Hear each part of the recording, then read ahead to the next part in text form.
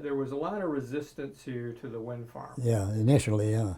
Just talk briefly about that and That how, was and how that, that played out. that was primarily from outside influences too, because George Green was the commissioner at that time, and he was a pretty progressive thinker, and he could see the advantages to the community for having the income from the wind farm, and so he was promoting it pretty good. But there were a few people that heard about the noise and killing the birds and all that stuff. This turbine back here, I don't know whether it's a Sierra Club or Audubon Society. One of them had Eric not plant anything around this turbine right back here by the property line for the first few years. They paid him extra money per year, and they monitored for bird kill. Never seen any birds. And I sat out there the night I went down to Malcolm to testify.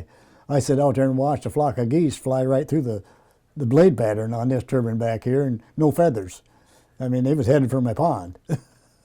I watched the eagles soar around these turbines. We got bald eagles. There's a pair, at least a pair, that quite frequently you can see. Matter of fact, I saw one this morning when I was coming back from Beale City. I took a drive back to see how dry it was back here, because I was going to take you for a little drive. And there was an eagle soaring back here. Well, they kind of pick up roadkill. Bald eagle. Yeah, because there's been two of them spend a lot of time in an oak tree over on my daughter's place over here across what we built for my son. And it's primarily because there's squirrels always getting hit in the road.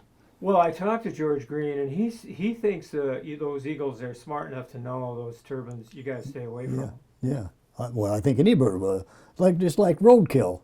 How many crows do you see dead on the road? Yeah. They know. I mean, yeah.